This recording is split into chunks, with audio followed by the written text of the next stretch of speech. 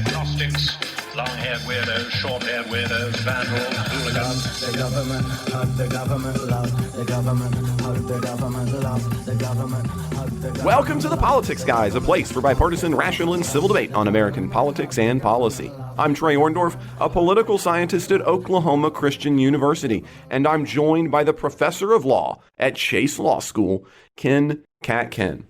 Ken, I was thinking about your title this week. I've brought it up several times. I'm wondering if we should not start introducing you as the king of the collective. What do you think about what do you think about that for your new title? We got the liberty, I don't know. we got collectivism. I don't know. What do you think? Well, that probably will fit the position I will take today when we talk about student loans, but I don't know that that's how I want to be pigeonholed generally.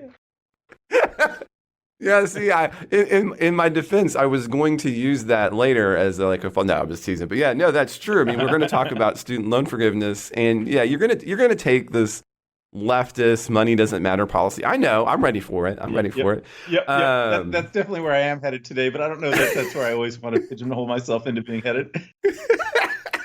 So for today only, we have collectivist Ken, and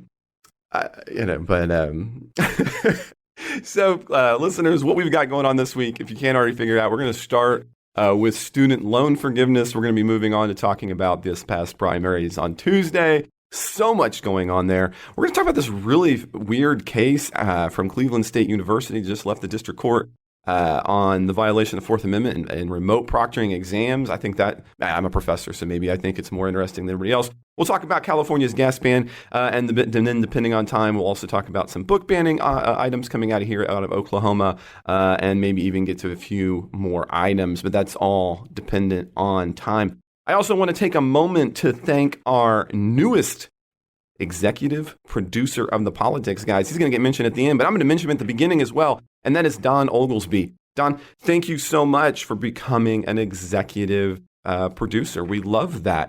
So we're going to take a brief break. We're going to come back, and we're going to chat about student loan forgiveness. So this week, Biden made news with a debt forgiveness program. So if we look directly at what's been released, I've taken a look at it. It's a three-part plan for what he calls a low to middle income borrowers. I'm going to take issue with that in a moment, but that is at least the way it's being billed. He notes that colleges have drastically increased in price. And as a matter of fact, the accounting on this is true.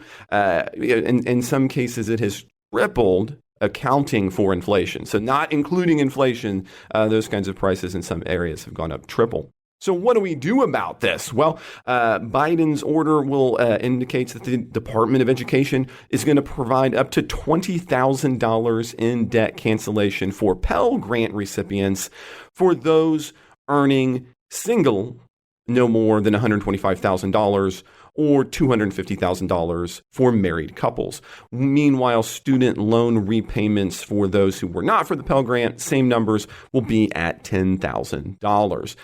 Meanwhile, student loan payments will be paused through December 31st because up at this point, there isn't actually a rollout procedure. So we don't quite know when that's going to happen. But the assumption here is it's going to happen before the pause is going to end at the end of December. So theoretically, we're talking about something happen probably in November, if I'm right. So what about the costs and how's that going to go? Well, the goal here is we don't know how it's going to get paid for on that front, but the long-term goal, at least according to the order, is to increase Pell Grants and to eventually make community college free. Now, Biden's team has spent a lot of time explaining how this money is going to go to the poor, and I'm not uber shocked about this. I think this is one of the things that we're going to debate about a little bit, Ken, is that a big portion of the defense in his handout is, look, most of the money is going to go to people making under $75,000. Don't pay any attention to the top end caps. And right now, although there isn't a specific price tag, it looks like the bottom end of that price tag is going to be $300 billion, but it could be in the range of about $600 billion. So let's call it $300 billion for now, give or take another $300 billion. What do you think about this, Ken? I mean, you already kind of said you're for it, so tell us why. Yeah, I'm for it, and I think the best ways to tell you why would be to try to respond separately to what have heard as separate criticisms of it. Because I think I've sort of heard three flavors of criticisms, which each are independent of each other, but I don't think any of them are right. So I've heard the argument that this will cause inflation. I don't. That's right. I've heard the Okay, argument that pause. he doesn't have the legal. I'm sorry. What did you say? Something? Again, after you said inflation, there was a big pause, Yep. and I'm not sure what happened there, and then you came back in. So just start with the three things, and we'll go from there. Yeah. Okay. Yeah. So I've heard three different arguments against it, and I don't think any of them are right. I've heard the argument that the debt forgiveness will cause inflation. I don't think that's true. I don't think there's any economic model that would suggest that it is true. I've heard that the president doesn't have the legal authority to do it unilaterally. I was most concerned about that one, but I did take a look at the Secretary of Education's legal memorandum on that, and I was satisfied that it points to legal authority from a. It's confusing because there's more than one statute called the HEROES Act, but the HEROES Act of 2003, which is a different statute than the HEROES Act of 2021, I think that's right, that the legal authority's there. And then I've heard the argument that it's somehow unfair to all the people in the country who aren't receiving it, and I think that's actually ridiculous. So those are the, I guess, because I think all the criticisms of it are wrong. And because obviously it will help the people who are receiving it. I think it was a good idea. Well, actually, that's fascinating. So I'm actually going to push back on two of those because I agree with two of them, but I have a different third one. So maybe we'll start with my unique third one, and then we can go from there, right? Because and then I disagree one of the ones too. So we'll agree on one, and here's my unique one. So the one that's fundamentally problematic for me is that if you take a look at the long-term effects of what he's doing here, this is not actually going to change the cost of college in a positive way, right? So doing this is not going. As a matter of fact, even the Atlantic this week agreed on this front is that the cost of what happens here is the amount of money in the system. So by increasing the amount of money in the system, put aside any other effects we're talking about, this isn't going to lower the cost of college. In fact, it's going to have the exact opposite effect on that. It's going to increase the cost of college. Now, I think that's the reason that Biden is putting forward that he wants Congress to change other things. So while this is going to be, I think, a short-term vote buy, it doesn't actually, so if you're in college right now, the only thing this will probably do to you is increase your overall costs down the road because, again, you're going to be flooding the system with additional money, which is actually, in fact, one of the things that Mike and I agree on when it comes to higher education is you target all of this spending towards just and only education, and what happens is you increase the overall cost. This is just going to be a $400 $400 billion you put in, and what you're going to get out on the other side in the short term, not for the individuals getting it, but for the short term for those who are still in, are going to be higher prices. So what do you say to that response? Because I mean, that's been a pretty consistent, uniform finding, I think, both from the left and the right on economic policy. So I hadn't heard it that way, but I'll respond to it. I think that subdivides my inflation thought into two halves. So I had thought that people were arguing that this would release a lot of extra money into the economy and cause inflation in the general economy. But and that's a separate argument. I think you're right, and this is a different one. Yeah. So what you're saying is this is going to turn over a lot of money to higher ed, and that would somehow increase the price of higher ed. I think that's just factually not right. It doesn't actually turn over any extra money to higher ed. We're only talking about money that's already been collected by higher ed over the course of the past 10 years, and that's already been paid for by the United States Department of Education. Not one penny more is going to higher ed. All of this money is going to the students who would otherwise have to repay it to the Department of Education. But the Department of Education has already paid it to higher ed. So I think there's literally no inflationary pressure on higher ed. There's no extra money going to higher ed. But also, if there was extra money going to higher ed, I think that would run counter to inflation in higher ed prices. That in the past, when taxpayers used to subsidize a higher percentage of the cost of higher ed, higher ed was cheaper or in fact free. I heard Mitch McConnell criticizing this debt relief. Mitch McConnell went to the University of Louisville when it was free, 100% tuition free, 100% paid by taxpayers, and that wasn't so uncommon. The University of Cincinnati was like that. All the city colleges in New York were like that. The whole city college movement around the country, most of which have later been absorbed into state university systems, but they weren't originally.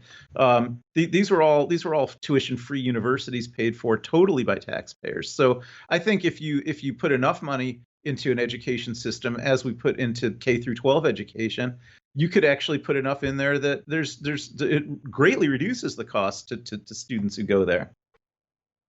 We'll set aside K through 12 for just a second because I have some separate arguments for that. But here on this front, I mean, on the one hand, I have some agreement with you, right? So, yeah, of course, you could do what we used to do in the past, which is we'd have public schools that were effectively 100% funded by state dollars, and thereby you're releasing them from all market pressure. So, yes, you're absolutely right. If you release things from market pressures, then of course the kind of behaviors and the outcome and costs are going to be a different kind of modeling mechanism. However, though, where I'm going to have to part company with you is that's not what we're doing right now. We do have them tied to market pressures. And it is a pretty straightforward economic process that says, so you're right, we're not directly giving money to the educational system. However, in the same way, by making borrowing easier, and by kind of guaranteeing that we will cover those debts on that side, in the same way that we did with housing, that makes and changes the housing market. And in the same way, this will change the education market. So you're not wrong in saying, hey, Mitch McConnell went under a different system back in the day, and we could opt to go back to that kind of system. True. Don't disagree. However, we're not in that system. We live in a market system, and we see that same process play out. I mean, compare this to 2008 with housing prices. When we bail out Fannie and Freddie, are we helping immediate homeowners? Yes. Did we fundamentally change the value of market houses as a downstream effect? Also, yes. So I think to say that there's not going to be that downstream effect is just to ignore the basic underlying economic arguments. Now, again, we could have an argument about should we allow it to be subject to market forces? But since it is, I mean, this seems like an obvious. But of course it will. Nothing's been changed because you're acting as if there's been some legislation that has changed anything going forward. That didn't happen, right? There's only I think there should be, and I'd be happy to defend that there should be. But all that's happened so far is not one single penny has been allocated from the United States government to higher ed. All the prices of higher ed were the prices that were set in a market context over the past decade or more. In some cases, some people have student debt that's more than a decade old, but mostly over the past decade. And the money was already paid from the United States Department of Education in the form of student loans to those universities. And the universities are not, in this transaction, they're not part of it. There's debt that's owed to the government. That's between the borrower and the government. The borrower has forgiven, the government has forgiven some of that debt and given it back to the borrower. None of it goes to the universities. Yeah, I mean, so true, but the fact that you don't have money exchanging hands doesn't mean that you don't impact the price of things, right? So, for example, my derivative on a market security doesn't mean that my money isn't changing hands with the person who owns the stock, but it undoubtedly changes the value of the stock. So to suggest that just because the money doesn't head directly one-to-one to the institution in question doesn't affect the cost calculus for the institution doesn't seem like a very strong argument for me. I think it's a absolutely bulletproof argument because the universities are not able to increase the size of their budgets. Right? This doesn't let them increase the size of their budgets. Every university, and there's a lot of public universities, and there's the extra wrinkle there that public universities, the tuition level setting and the budgetary allocations are not done in a purely market context. They're done in a political context. But also, even for the private universities, they don't have. This doesn't give them any leeway to increase the size of their budgets going forward either. So let's say, for example, that tomorrow, once again, we wiped some debt clean out of for Fannie and Freddie. You don't think that would change the housing market at all, despite the fact that the same as we're talking about here, no dollars had changed hands between lenders and borrowers? Well, I'd have to It's an know what the analogy. changes are. I mean, in this case, we're talking about in the actual debt forgiveness for student loans, we're talking about entirely backward-looking debt relief with no forward-looking component. I'm not sure if that's your hypo on Freddie or Fannie, but if that was the hypo, then I would say yes, that's not going to affect housing markets. I guess we'd have to disagreement there. I mean, I mean, of course, there's no forward-thinking policy, but to wipe away debt changes the calculus for what you think can be spent and for what you're going to calculate may or may not be done in the future. Like, I mean, that you are always like, so when you take a student on, as you've noted, you are looking at a transaction in the sense of I'm getting money on the basis of how likely I am to get that money back. Right? Anytime you're kind of lending in that question of money. So if the government says, "Hey, we're going to back these kinds of loans in this particular way," even if you only do it once, that changes the calculus of the market. I don't agree. I mean, I think first of all, every single student that's benefiting from this debt forgiveness, at the time that they had to make a market decision, which was over the past decade or more, they thought they'd have to pay it all back. So their market decisions, in fact, were not influenced by the idea that they would get debt relief. They didn't have a reasonable basis to believe that they'd ever get debt relief, and it probably never occurred to most of them that they would. So that didn't affect their market decisions. And I don't think it could be affecting the market decisions of anyone going forward because I don't think they can be counting on this happening again. Okay. Well, let's move on to another one of the points, and this is one where you had already brought it up, and one that I was going to bring up. So you had pointed to does President Biden have the authority to do this one? This was going to be one of my questions as well, and you were right to point to the Higher Education Relief of Opportunity for Students, or correctly, the HEROES Act, right? And you're right, there's a couple of them, but the one here that I think is the most salient is the 2003, which is also what I think you had mentioned a minute ago as well. Just to kind of put it into perspective for everybody else, what this law basically did, George W. Bush is the one who signs it into law. It's designed, and he even argued it was necessary to help students, in his words, and institutions affected by war, military operations, or other national emergencies. So you had made the argument a minute ago that you thought that the war, military operation, other national emergencies applied in this situation. So I'd love to hear you kind of take that a little bit deeper before I make any kind of critique of it, Ken. Yeah, well, first of all, I want to concede that I think this one is a very arguable point on both sides, and whereas I'm much more confident in the economic analysis, in my side of the economic analysis that we were just laying out. Okay. I really think on the legal analysis, which is I suppose more within my actual area of expertise, I think there's arguments on both sides, but I think that under prevailing administrative law doctrines in which the agency that's charged with enforcing or administering a statute still gets deference if there's in its interpretations of the statute if there's more than one reasonable interpretation. I think it is a reasonable interpretation, not the only possible interpretation, to say that the national emergency of COVID, which actually was declared by President Trump twice and then already by President Biden, that the national emergency of COVID provided the justification under this statute for delaying payments. And so President Trump twice issued orders delaying student loan payments because of that national emergency. President Biden did it once before. That it's the same national emergency. It's been properly invoked. It's a genuine national emergency. And then the remedies that are available under the statute are not limited to just tolling the payments. It's doing anything that's necessary to ensure that the emergency doesn't cause student loan debtors to be placed in a worse position financially than they otherwise would have been in. So, I will acknowledge that it's a broad and aggressive reading of that to say, well, one way to ensure that the debtors have not been placed in a worse position financially by the COVID crisis is to relieve them of a certain amount of debt if they're not making a certain income. But I think that's well within the text of what the statute provides. and I think it's a reasonable interpretation of the statute. So that it's a lot of the critics will ignore the fact that this statute exists and just pretend that Biden is trying to rely on some kind of an inherent presidential authority, which I would agree that he wouldn't have any inherent presidential authority to do this. But I think he has this authority under this statute to read this statute this way. Yeah, see, I mean, I think we both agree on the statute and where it's coming from. We're going to disagree a little bit on the scope and the nature of the national emergency.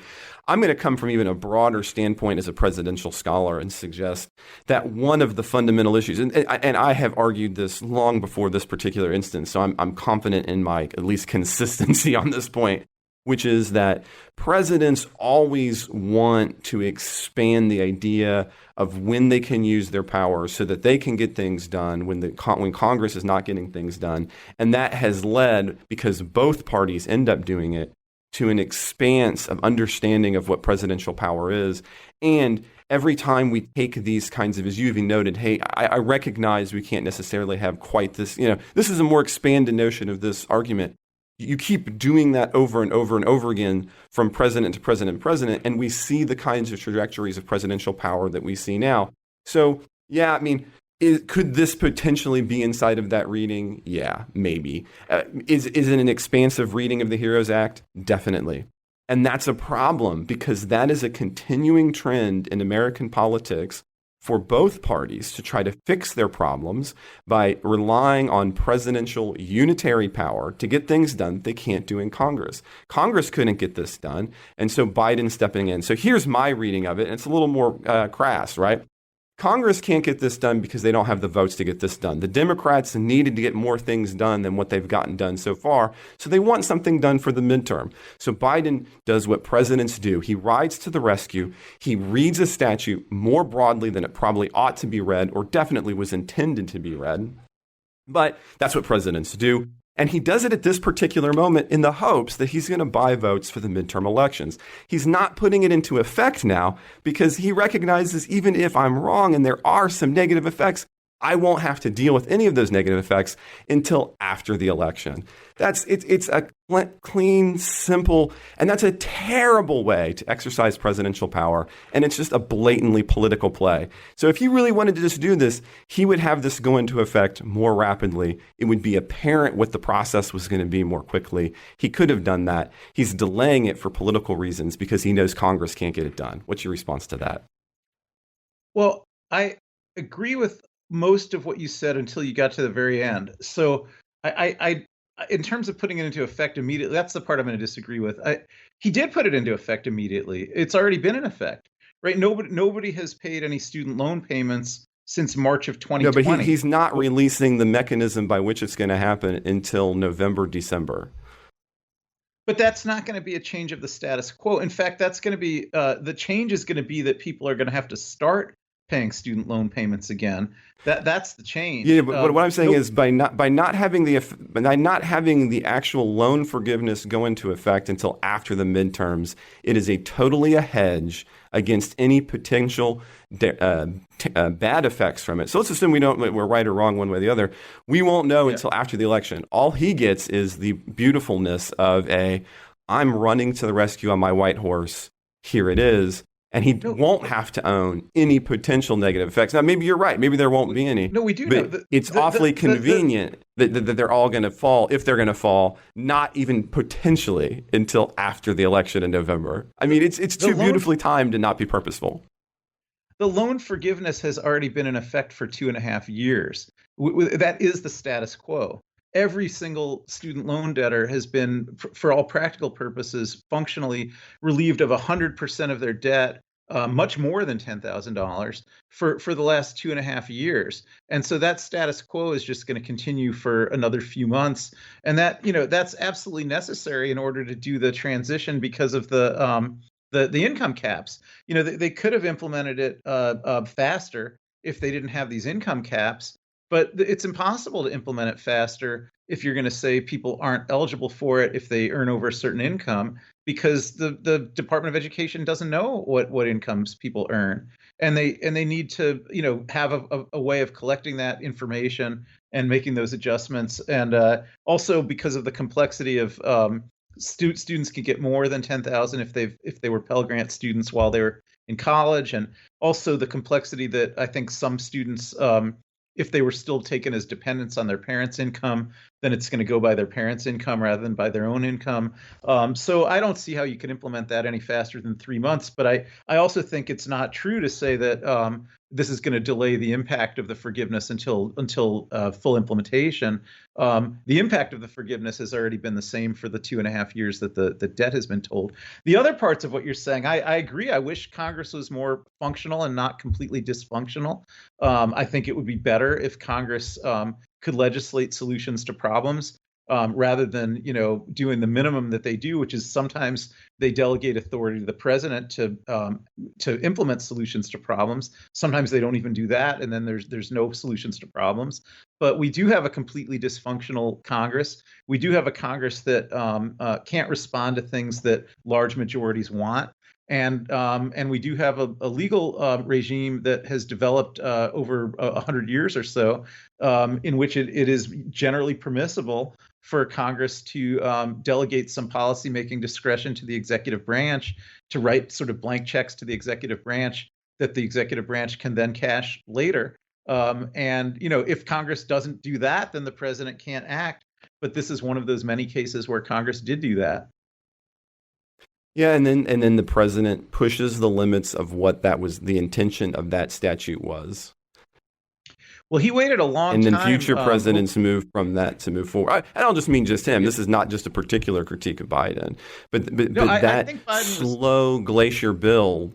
Every particular side always makes the argument, well, I really wish that Congress could not, do the thing that I want, or I really wish that Congress wouldn't behave the way that it behaves. I really wish that Congress was more fast acting.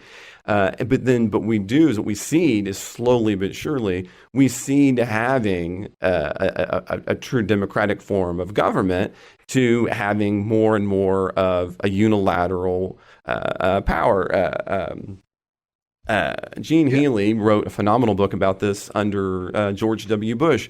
And back then, when the HEROES Act was in effect, Democrats would have been on board with me and Republicans were against me. But in this particular instance, right, it's the other way around. Because why? Because it's Biden and he's doing student loan debt. So of course we need him to, overcome a Congress that can't, quote unquote, get its job done, which means pass the things I want it passed when I want them passed.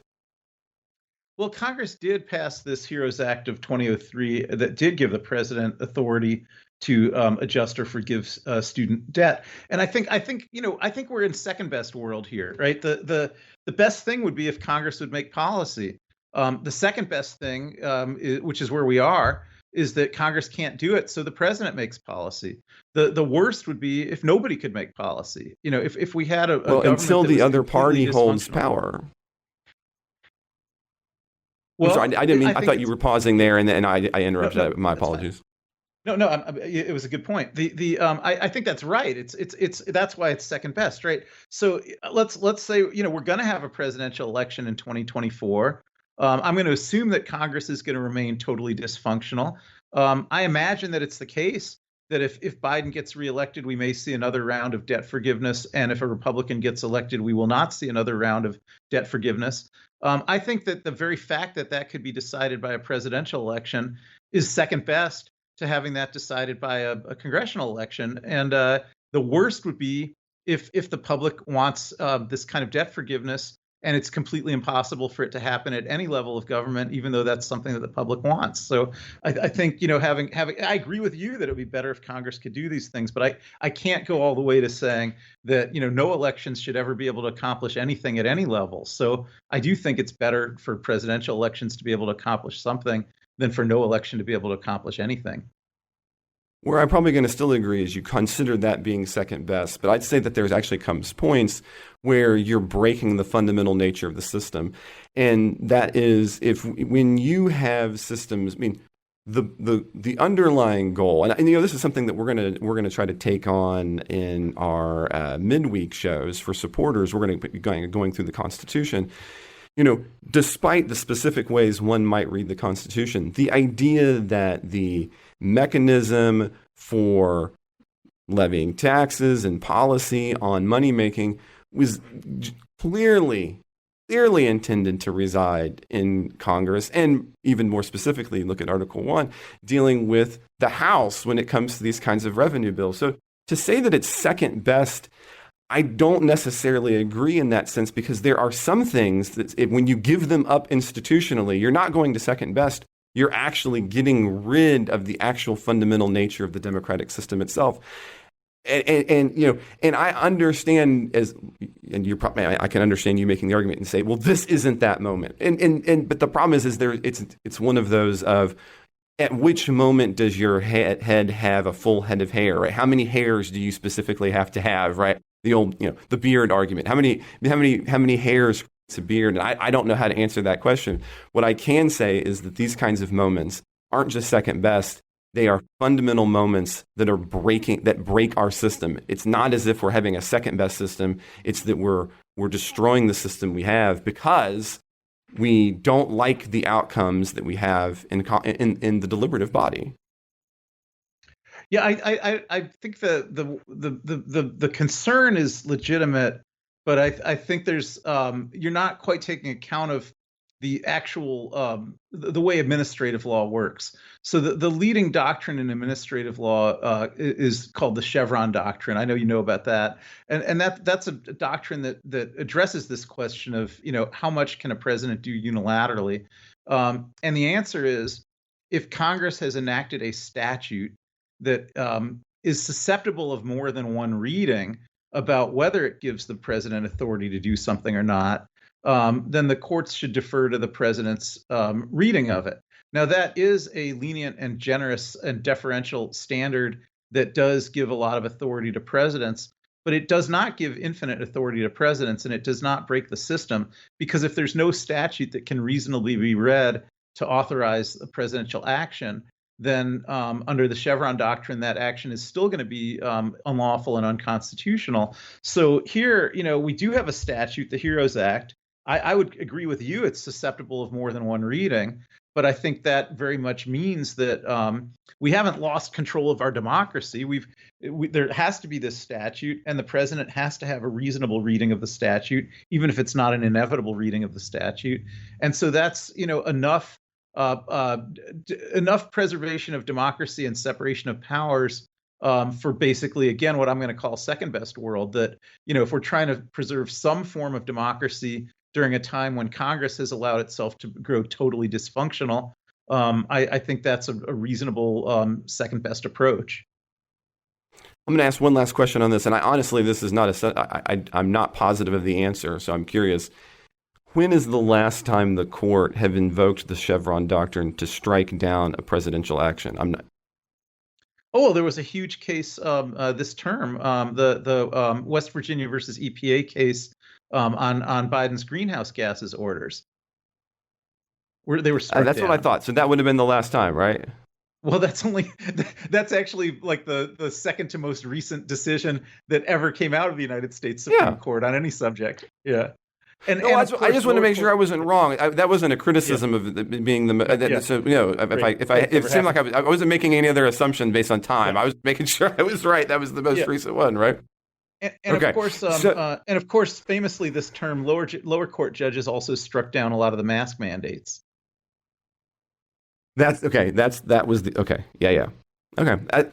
was an honest question, Ken. I didn't have. There was no. There was no set. Like I was trying to say, there was no setup on that one. No, what we're going to have to do now, though. If I could say one thing, I think the contemporary Supreme Court, which is very partisan, is likely to strike down a lot of President Biden's orders under that doctrine. Not that they would strike down a Republican president's orders under that doctrine, but I'd lay better than 50-50 odds they are going to strike down this student debt relief order. I actually think it will be struck down by the Supreme Court. That was going to be my last question for you, but you're getting there already anyway. Go ahead. 50-50. Not because they would strike it down if he'd been a Republican president, but only on a partisan basis. I think it's going to be struck down. Okay. Well, see, that was going to be my last question on that. But we're going to need to take a pause because we've gotten about halfway through the show. We're going to take a brief break, and we'll be right back. So, Ken, this past week, we also had a bunch of primaries on Tuesday, including out here in my home state of Oklahoma.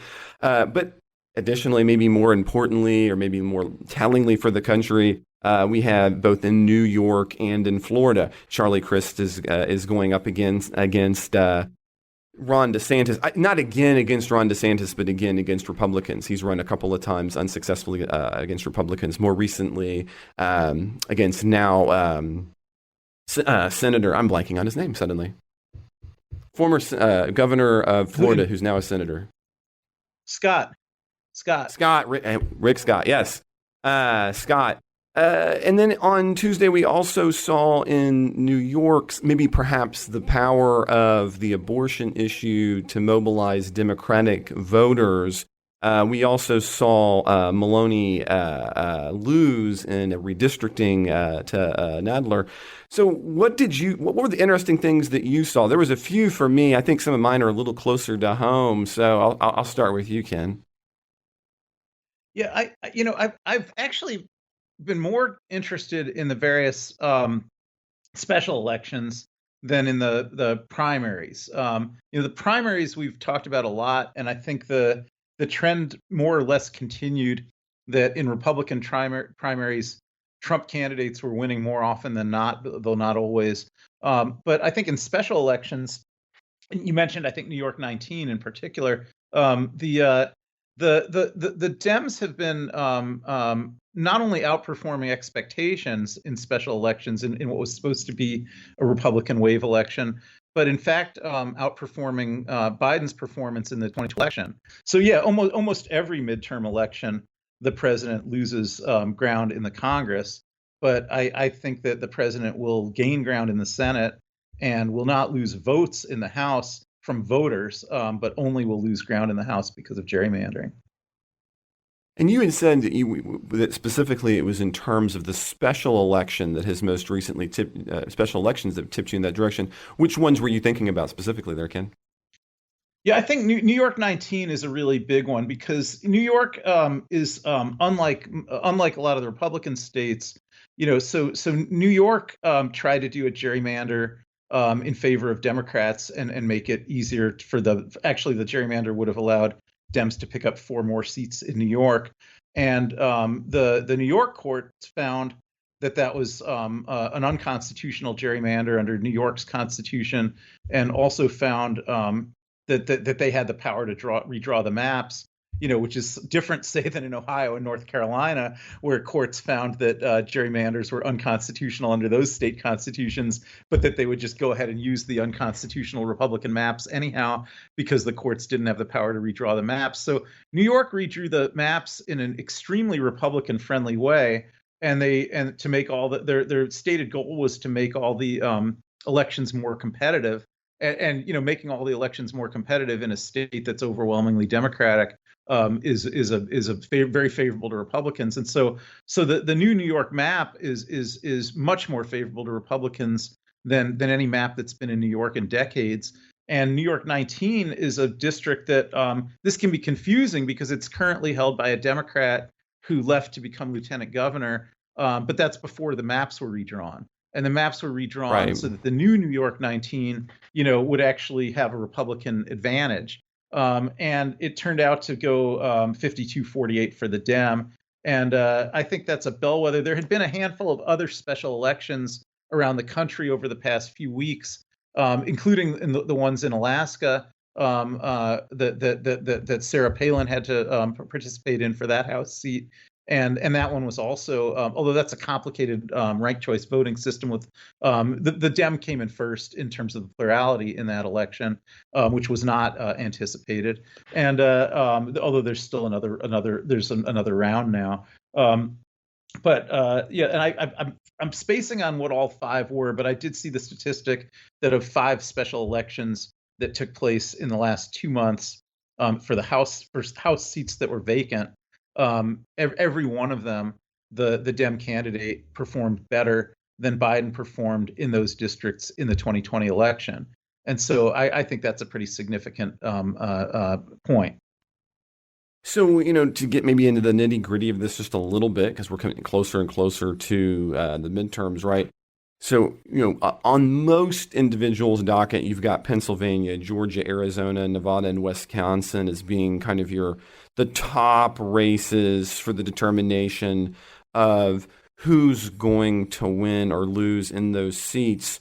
And when you look at the polling in those areas, when you look at what, at least right now, voters are reporting as being their top issue, inflation still ends up being an economic issue, still end up being the top issue.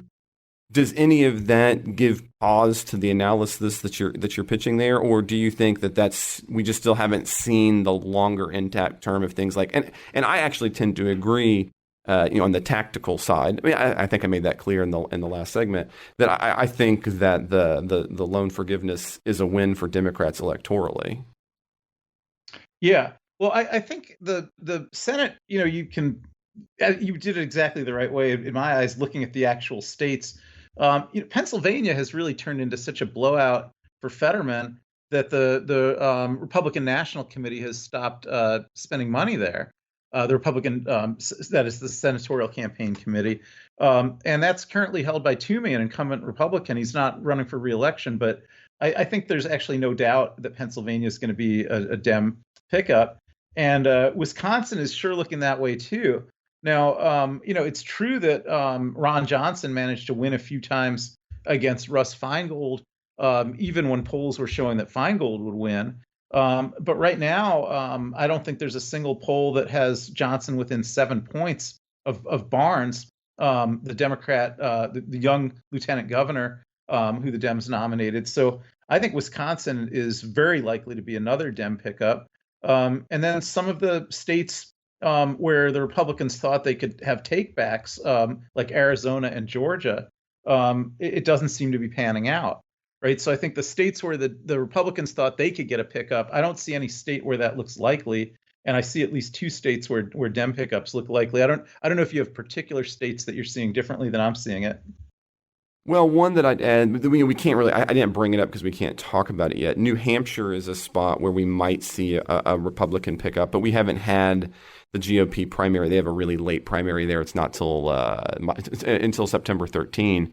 So there's a potential, because even right now that's polling against generic candidates. That's Senator Hassan. She's not polling particularly well right now, even against a generic ballot. It'll be interesting to see there. But I'm always hesitant in the United States we have personalized politics, and so in that sense, I'm always hesitant to say precisely what will happen until we have that candidate sitting there. But yeah. I think New Hampshire would be another one I'd want to look at where I think Republicans could pick one up. Yeah, I can't disagree. It's too early to tell there, but I as a Dem, I take some heart from the fact that McConnell heavily tried to recruit Governor Sununu to run for that Senate seat, and he would have been an extremely strong candidate, but Sununu didn't do it. And I'm not sure who the candidate's going to be. But I don't think any of them were the kind of people that McConnell was considering top tier candidates. Now, a place that also I think is worth looking at when I'm analyzing elections is what's happening at the more local elections and the primaries, because oftentimes those local elections are the deciders for who's moving on into the general elections. And so that was saying, some of the things you take a look in Oklahoma, I think Oklahoma, it serves well as a state to look at when you want to see what Republicans are thinking and doing. And in terms of Oklahoma, we went deeply Trump in local elections with individuals like Ryan Walters for Secretary of Education, despite a bunch of his scandals and background. Likewise, we see the seat coming forward for Einhoff. Mullen, who already was way ahead and then had a huge bump when Trump decided to weigh in on his behalf. He's way out there in Trumpville. So, and that's one of the things that, it was talked a lot about early on, and I was always a little hesitant about this. But I have wondered more recently as I continue to see some of the outcomes of these elections versus the polling up front, to what extent we still see some underpolling of Trump. I don't mean Republicans, but of specifically the Trumpian wing of the party. They often seem stronger on election day than we seemingly analyze them in the polls. So I'm always trying to hedge my bet on that front a little bit. Do you feel that way? Do you see any of the data in that light as well when you're making that analysis? I think it depends what state you're talking about. Clearly that didn't hold true in Georgia, where Kemp and Raffensperger, held on against Trumpier That's fair. primary That's fair. challengers in a Republican primary. Um, I think, yeah, in states, I would say this: in states that don't have large metropolitan areas, or in states where the population is dominated by people who don't live in large metropolitan areas, I can't disagree with your analysis, but I think the kind of Trumpier type of Republican candidate doesn't play well with one sort of strain, like what we might call the Chamber of Commerce Republicans or the Wall Street Republicans, who tended to be powerful in suburbs around big cities. Professional class suburban Republicans. So I think the more that if you're in a place where that type of Republican is a significant voting bloc, and I think the suburbs of Atlanta would be an example of that. Then I think that's not good for the Trumpier candidates. But if you're in states where more of the Republican voters are rural and exurban, then I think those kinds of areas seem very enamored with the Trumpier candidates. Well, Ken, as we went long on a couple of these stories. I want to get one more story in before the end of the episode, and I just think I think this is going to continue to be a big issue. So if you're okay, let's move and chat a little bit about the recent ruling against Cleveland State University, not too far from you, where a federal district court ruled that remote proctoring is a violation of the Fourth Amendment. So, moving to the land of the legal. So, for those of you who aren't in academia, you might not be aware of this shift. Even large tests like the LSAT, for example, which had always been these in-person exams, many traditionally in-person exams moved to having either remote components or being completely remote. And as a matter of fact, many of the major companies that provide what are called learning management systems for universities have ways of trying to ensure integrity during testing at remote locations. Now, for most of us, we didn't always use all of those features unless you were teaching in online modalities. But I don't know, Ken, you and I, we probably both have a bit of a bias against those modalities. But that changed for all of us with COVID, right? And so with COVID, there was a need for these kinds of moves. And we haven't exactly moved all the way back. There's a lot of advantages to using kind of proctored exams. And one of the ways that these things can be proctored is you can actually have artificial intelligence during your exam, examining what's happening with your webcam. So it's listening and watching you during the period of while you're doing this. Sometimes you're going to provide a student ID even that the person who's in front of the camera is the same as the person who's in the ID. And sometimes, as is the case for the system being used at Cleveland State University, you then actually take like a scan of your room. So you're going to spin your notebook in a scan. That's exactly what you do actually right now for the LSAT. I think that's going to have fascinating implications for graduate exams. But be that as it may, this is what Cleveland State required a student to do. And the student in this case did it and then afterwards argued that this in court was a violation of the unreasonable searches and seizures clause of the Fourth Amendment. U.S. District Judge Philip Calabrese ruled that privacy outweighed the interest of room scanning. I'm really curious what you think about this, Ken. And I mean, again, this is a district court ruling. This has not made it to the Supreme Court yet, so it's not a all over the country applicable ruling. But it certainly indicates a possibility that other judges, other justices might make similar rules. What do you think about this? Well, I think the impact will be more limited than it might seem, because one of the facts in this case, which I think was important, is that this student had received a disability accommodation, and for various reasons, it wasn't possible for the school to just require him to come in and take an in-person exam. I think for the large majority of students, where the school could offer them a choice and say, look, you can voluntarily consent to have these webcams looking into your house, and you can waive your Fourth Amendment rights if you want to take the exam at home, Or if you don't want to do that, you don't have to. You come in and take it in the classroom. This opinion doesn't have any impact on those students, and that's almost all students.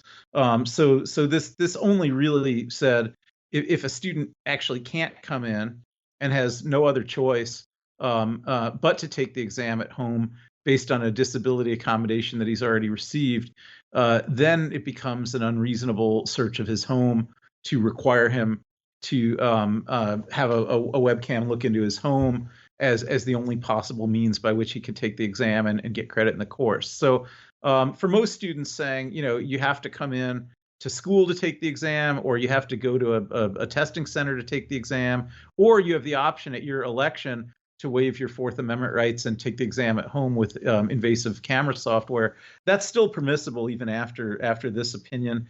I tend to think that this opinion is, a bit of a, it's a Trump judge, Judge Calabresi. I think, he wanted to take a little bit of a shot at higher ed and make it seem like this was a I bigger hadn't even deal thought than it about was. that. That's Yeah. Yeah, and I put it in that context. I think it probably will get appealed to the Sixth Circuit here in Cincinnati. I think there's a chance that it'll be sustained. It probably will be sustained. I think the ruling, in terms of a student in the position that they have no other option but to take the exam at home. I think that that's probably a reasonable ruling, but I think it was written in much broader language that makes it sound, and I think a lot of the news headlines that probably you were reading as well make it sound like this has broader application to all students. And I think it was just written on that way on purpose to kind of make a splash and to get on Fox News and all that. I was just even shocked reading the opinion that the Fourth Amendment was evoked in that kind of context of being a search. I was just a little bit surprised even by that leap, but I hadn't thought about it in terms of potentially being specifically a shot at higher education. And I was focusing maybe too much on, just even the use of the Fourth Amendment, which that was the part that surprised me. I mean, you're right; it's a little more narrow, I think, than the news is making it. But nevertheless, I was still a little bit shocked just by the upholding of it on Fourth Amendment grounds. But I had not thought about, to be honest, I had not even looked up to see who had appointed him. Okay, so listeners, I'm really sorry about this, but this week Ken and I had some technical difficulties with our recordings. So right at this point here, as we were talking about the Fourth Amendment, we ended up kind of sounding like chipmunks. So we're taking a look at that. I'm taking a look at that. You have my deepest apology. So I know we're ending the show a little bit weird, but this is still the spot. So if it seems a little bit short or a little bit off, that's what's going on this week. Now, that is the show. So if you're not already a supporter of the Politics Guys, we hope you'll consider becoming one. Without our supporters, we can't keep the podcast going. And you get all kinds of good stuff, like ad-free versions of what you're listening to right now. Plus, we do this whole new midweek show. Ken and I are going to be taking on the Constitution one article at a time. Well, really one piece of an article at a time with book readings and reports. Mike and Jay are going to be doing a book club where you can read things in advance. We've got a lot of really cool content that you get on the midweek show when you become a supporter. Supporters also get to join our very active and a lot of fun Politics Guys Discord group. There's even other Politics Guys benefits and all kinds of different levels of support. So to check it out, all you got to do is head to patreon.com/politicsguys. If you'd like to support us on Venmo, we're at Politics Guys. You can also support the show through PayPal.